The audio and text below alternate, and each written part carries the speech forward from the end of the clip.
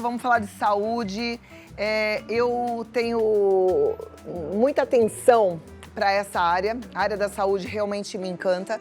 E como jornalista, eu tenho visto com preocupação o número de casos cada vez mais frequentes de pessoas com diagnóstico de TDAH, que é o transtorno de déficit de atenção e hiperatividade, de TEA, que é o transtorno do espectro autista, que é o transtorno de personalidade borderline, pessoas com ansiedade, pessoas com depressão, tudo ganhando muito destaque nas conversas e na mídia. Por um lado, muito bom, por outro, eu fico pensando, gente, será que esses diagnósticos aumentaram? Porque os casos aumentaram, hoje está mais fácil fazer diagnóstico, enfim. Antes da gente concluir qualquer coisa, a gente vai conversar com quem entende, porque segundo o último censo escolar, as matrículas de estudantes com TEA cresceram 44% na educação básica, um dado que reforça a importância desse debate, obviamente, mas a gente precisa também entender o que é o quê, né? Para nos ajudar a compreender esse cenário, recebemos ele, médico, psiquiatra, Dr. Calildo Alibes. Seja muito bem-vindo, muito obrigada por estar aqui. Alegria em te receber sempre. Sou fã do Dr. Calil, médico maravilhoso, que eu sempre indico para todos vocês, viu? Tuiá, se quiser dar uma relaxada, fica à vontade. Se quiser ficar aqui aproveitando a pauta também. Vou ficar ouvindo. Então, ótimo. Se quiser perguntar alguma coisa, fica à vontade também. Legal. Tá? Obrigado. Doutor, você viu o que eu falei e eu fico realmente impressionada, porque assim, parece que olhou para o lado e tem alguém com borderline, com ansiedade, com déficit de atenção. O que é isso? Olha, você já começou a falar muito bem, Cláudia, porque é uma somatória de coisas. Primeiro, uma comunicação muito maior que os meios têm feito, então as pessoas conseguem se identificar as pessoas próximas. Isso começou com depressão, que ficou mais em voga. Depois veio as questões com transtorno bipolar, que são as doenças maiores, angulares da psiquiatria. Nos últimos tempos, começou a se falar também muito dos transtornos de personalidade. E aí o borderline é um transtorno de personalidade que afeta uma boa parcela das pessoas e que, além disto, além de afetar uma parcela significativa, o borderline ele tem uma característica de impactar o seu entorno. Porque as pessoas realmente levam a alteração de comportamento, às vezes a pessoa se machuca, a pessoa tem um comportamento que às vezes precisa ser atendida num pronto atendimento. Então, o borderline ficou muito em evidência. E nos últimos anos, o que aconteceu também foi o diagnóstico maior do TEA, do transtorno do espectro autista, e do transtorno de hiperatividade e déficit de atenção. Então, esses dois começaram a ficar mais em evidência ainda. Então, se a gente começar a somar isso tudo, a gente começa a falar, então, de algo como 20% da população adulta. É muita gente, né? É muita gente. É muita gente. 1 a cada 5. É interessante que a gente tem pessoas adultas se identificando e buscando o diagnóstico e encontrando o diagnóstico tardio, mas a gente também tem um número muito crescente de crianças com já esse diagnóstico. E aí, às vezes, eu fico me perguntando assim, será que a gente tem feito das nossas vidas, o estilo de vida que a gente adotou de algumas décadas para cá, tem facilitado isso? A gente pensa em dois grandes fatores. O aumento do estresse. Isso não há a menor dúvida que o aumento do estresse, principalmente do estresse desde lá de trás, e estressores que a gente nem se dá conta. Por exemplo, hoje a criança não brinca de jogar bola. Eu estava vendo o teu neto, que delícia, né? Delícia, que gostoso te ver aqui abraçando esse menino, mas daqui a pouquinho alguém pega e coloca ele numa escola de futebol. Então, nem brincar mais tão à vontade as crianças podem. Elas precisam ter um alto rendimento. Já se imagina que eu vou colocar meu filho ou meu neto numa escola X para que depois ele possa fazer algo assim mais ligado a entrar numa faculdade não sei aonde. Então vamos torná-lo alguém bilíngue desde pequeno, são tantas exigências, então são estressores. O aumento do estresse também vem com o aumento de uma exigência paterna muito grande, paterna pai e mãe, né?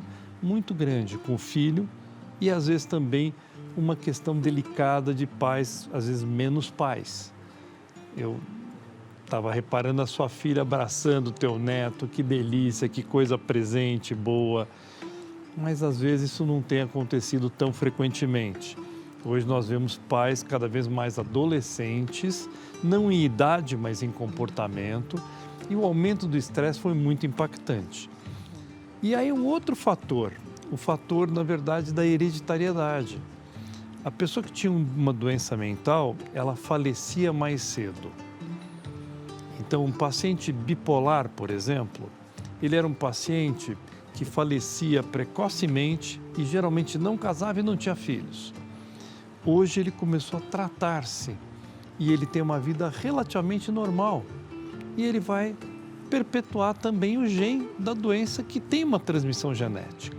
Então hoje você pega um segundo fator que é a transmissão maior genética.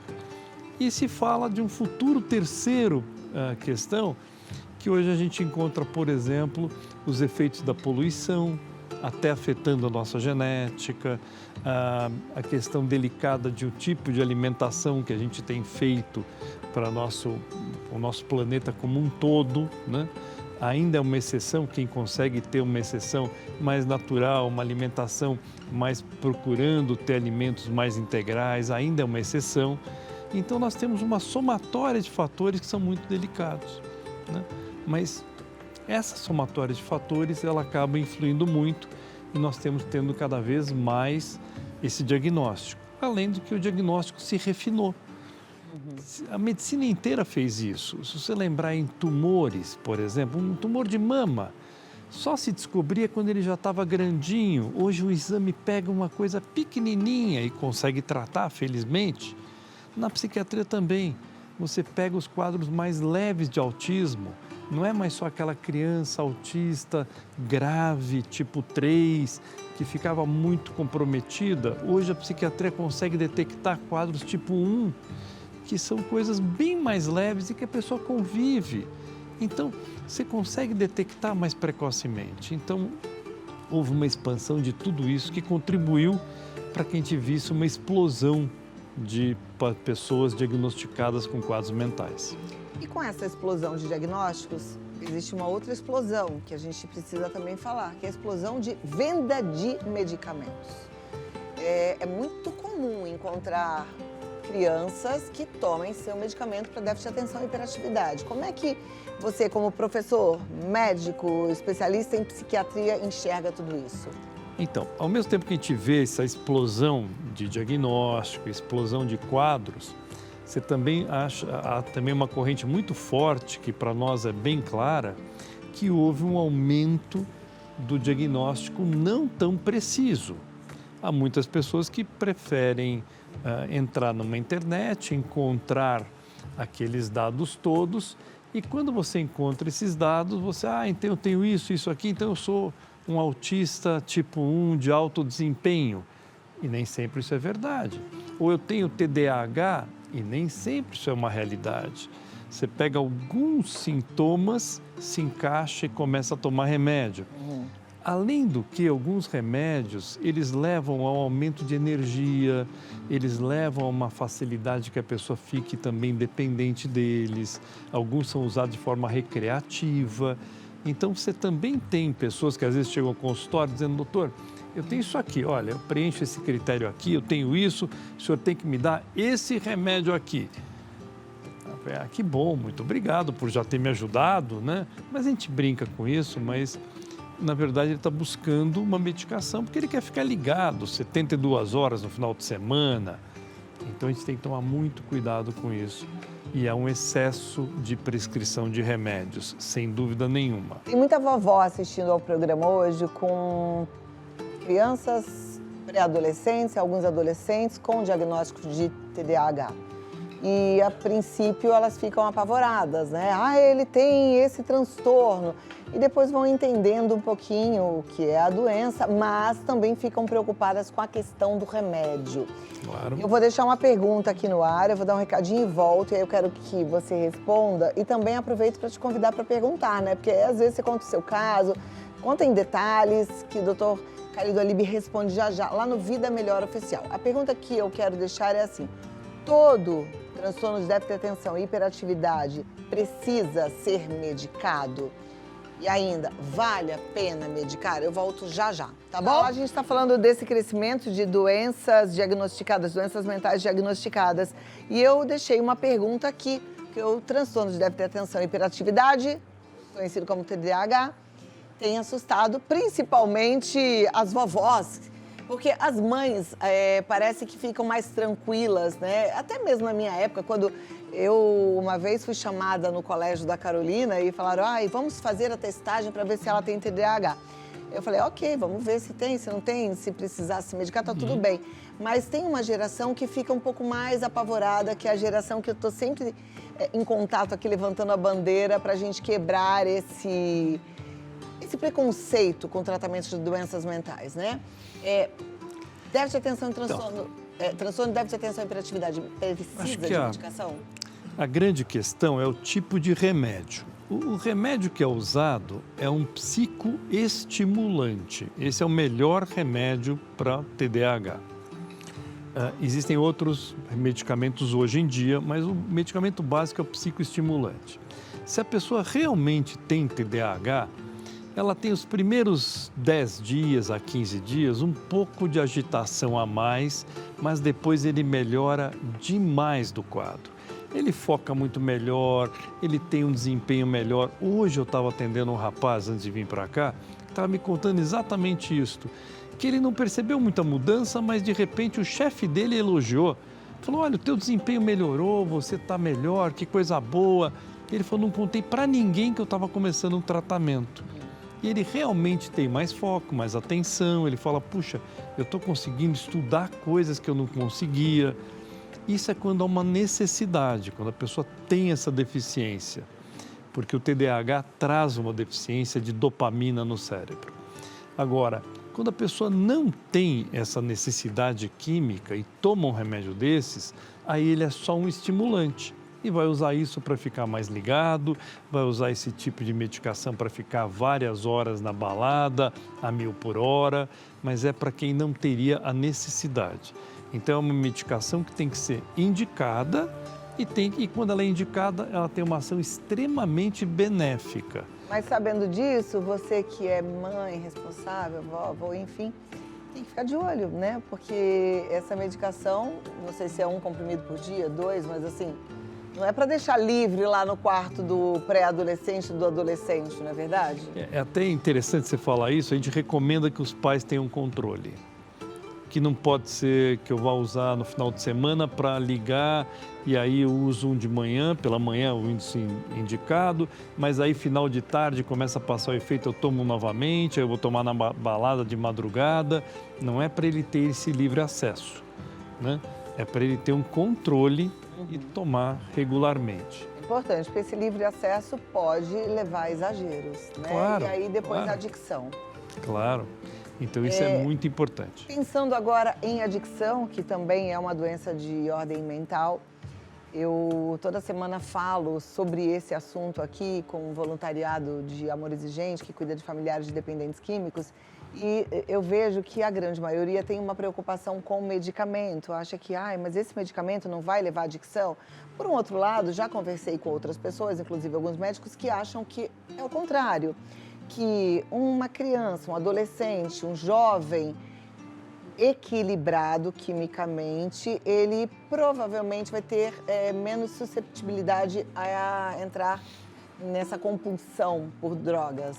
E não é só por droga, né? Por tudo, né? Por tudo. Compulsão. Compulsão. Qual é a sua opinião? Minha opinião é clara, que se há uma necessidade, deve ser medicado. Eu pergunto a opinião do Dr. Calil do Alíbio, mas a opinião dele é a opinião científica, tá? Isso. Então, se há uma patologia, ela precisa ser tratada e medicada. Mas não é só remédio, é psicoterapia, é muitas vezes o atendimento aos pais para que eles possam propiciar um ambiente adequado para essa pessoa. Então, é um mix de atendimento que essa pessoa precisa realmente sair. Eu estou com uma garota agora que está num spa e ela era adicta à cocaína. Não é pouca coisa. E ela usava cocaína absolutamente todos os dias, uma menina jovem, 30 e poucos anos, né? E aí ela está no spa e ontem ela me disse assim, sabe, Calil, eu estou realmente uma outra pessoa.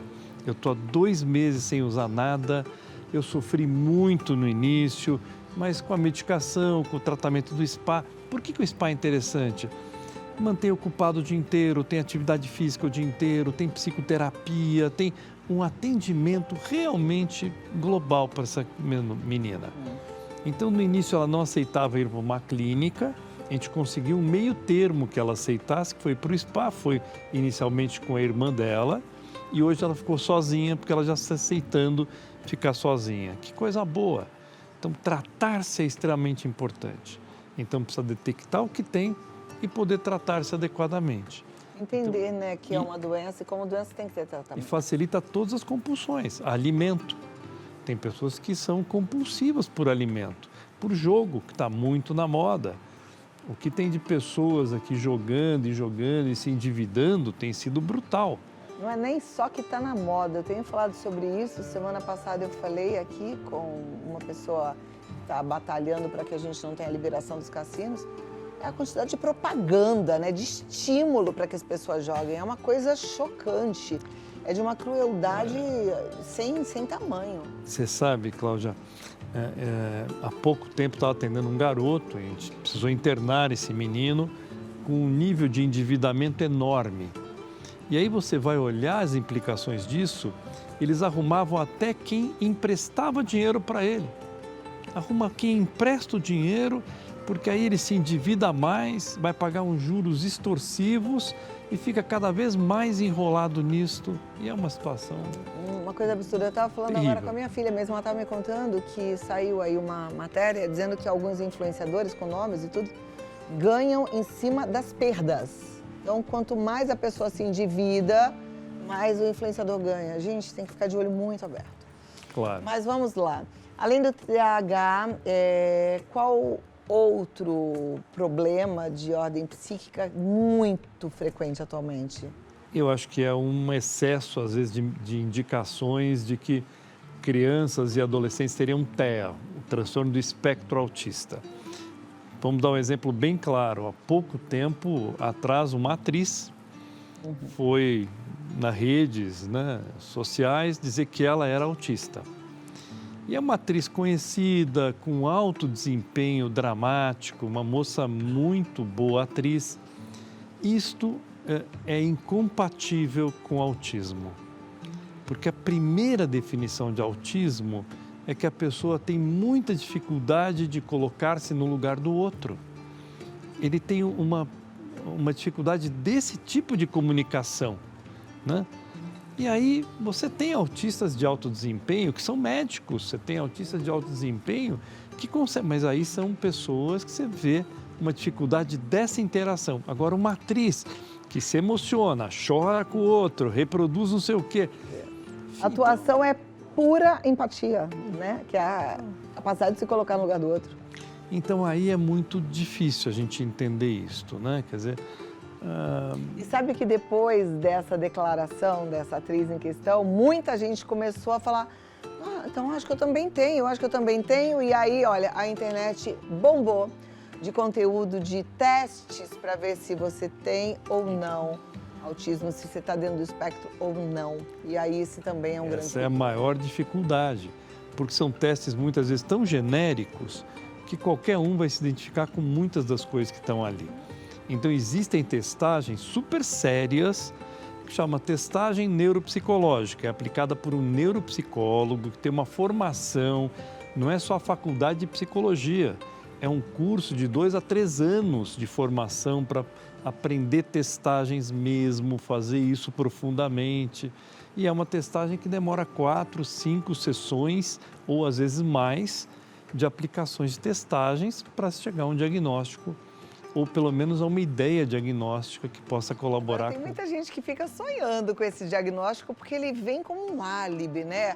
Eu tenho TEA, por isso é que eu sou mal educado. Eu tenho TEA, por isso que eu gosto de ficar quietinho na minha. No fundo, a pessoa tá ali vivendo muito bem, é na dela, não quer socializar, e aí pronto, tem TEA. Igual aquele pai que esquece a criança na escola, que esquece de buscar, esquece de levar, esquece de fazer a lancheira.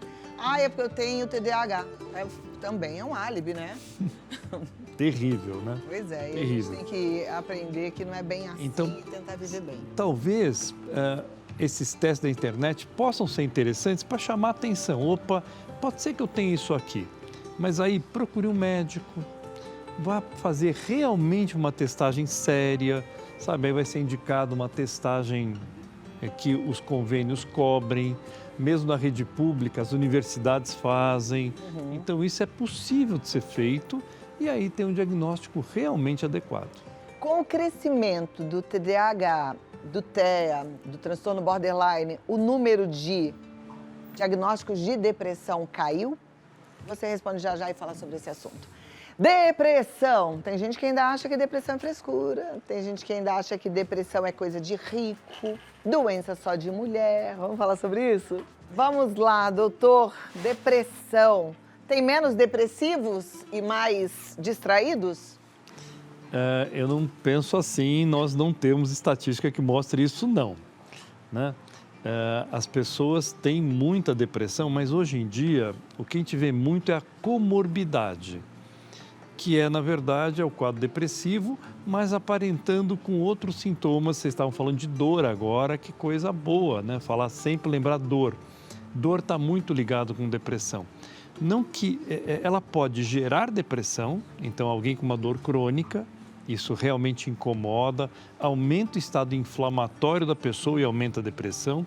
E ao mesmo tempo, alguém com dor, essa pessoa dorme mal porque ela se mexe e acaba despertando no meio da noite, o que é muito ruim para a depressão.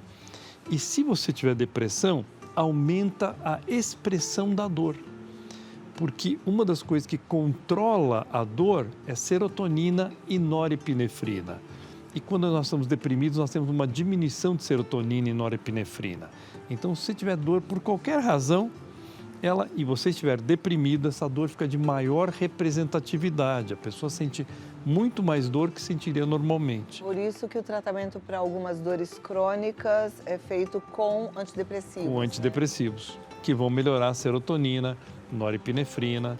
Isso, sem dúvida nenhuma, melhoraria muito. Agora, excluindo essa questão da dor, a depressão, ela é caracterizada exatamente por qual fator? Por dois fatores: a perda de energia e prazer nas coisas e por um humor depressivo. Mas a pessoa não precisa estar lá na cama deitada o tempo todo. O humor depressivo também é aumento de irritabilidade, é a pessoa que fica mais chata com tudo, é a pessoa que começa também a ter uma diminuição cognitiva, porque fica lentificada, então quer achar uma palavra, não encontra, quer encontrar alguma coisinha, não sabe onde pôs, ela não lembra coisas que fazia. Então, será que eu estou demenciando? Nem sempre. Pode ser muito um quadro cognitivo pela depressão. Então, depressão é marcada pela perda de energia e prazer nas coisas que te davam energia e prazer e pela perda desse humor nosso de todo dia. A pessoa fica com um humor muito mais depressivo. Ok. Depressão precisa de tratamento? Sempre. E como é que ele tem que ser feito? Primeiro, buscando um médico para o diagnóstico exato, porque ela também pode ser secundária a uma doença clínica. Por exemplo, você pode ter um hipotiroidismo e estar apresentando um quadro depressivo, então você precisa ir ao médico, fazer um diagnóstico exato de tudo que você está tendo. Acabei de atender uma menina que foi encaminhada com quadro depressivo e, na verdade, ela tinha uma doença delicada, é um câncer de mama. E aí a gente nunca pensa, um câncer de mama, uma menina de 35 anos, né? Não é muito algo assim. Mas quando você tem um quadro depressivo, sem um histórico para isso, sem um histórico pessoal, sem histórico familiar e sem outros quadros que desencadeariam isto, você tem que procurar quadros clínicos. Às vezes um remédio pode desencadear a depressão.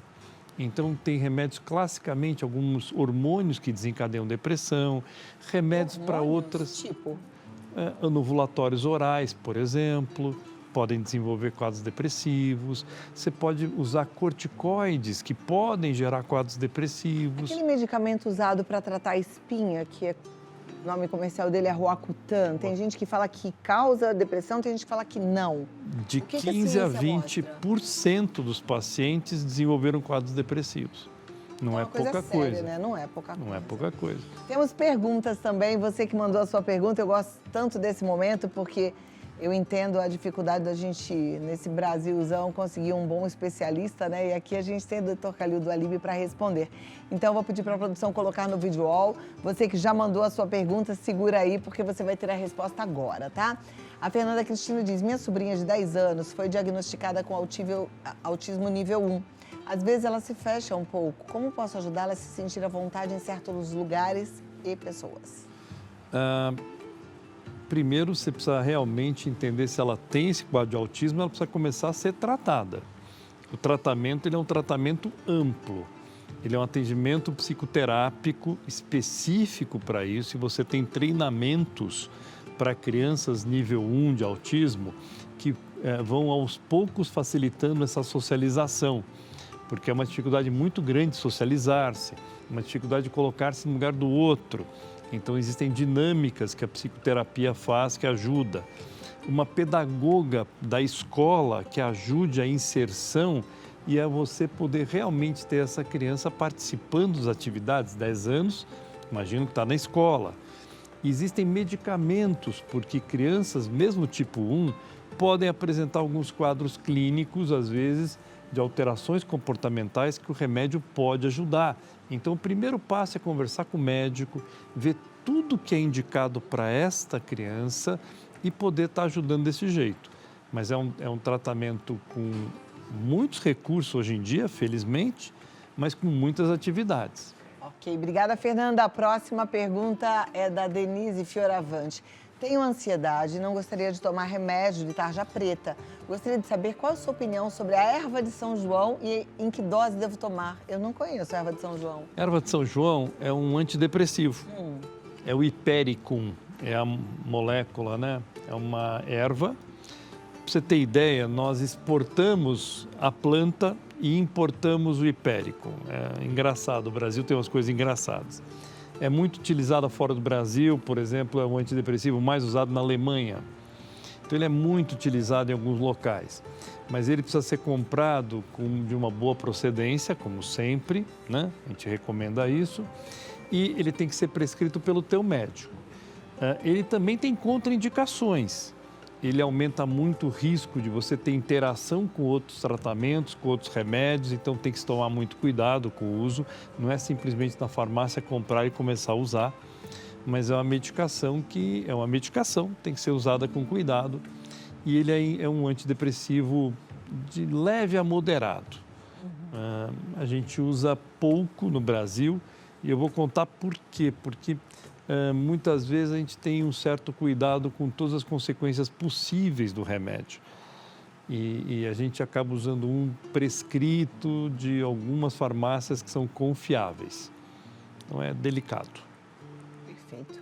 No final das contas, você vê, né? É medicamento. É medicamento. E para tratar ela falou que ela tem ansiedade, né? Só existe remédio de tarja preta? Não. Bom, primeiro, o tratamento da ansiedade, ele é basicamente com atividades físicas produtoras de beta-endorfina. Então, atividade física aeróbica ajuda demais. Aquilo que você puder fazer. Outro dia uma senhora está dizendo, pô, mas eu não consigo andar e tal. Mas ela pode fazer uma hidroginástica. Isso ajuda muito. Pode, se não tiver recurso, procurar um local público que tenha, e tem vários locais que tem. Se tiver alguma dificuldade ou outra, pode fazer coisas mais simples. As UBS, por exemplo, tem alguns tipos de dança que são muito bons para a ansiedade.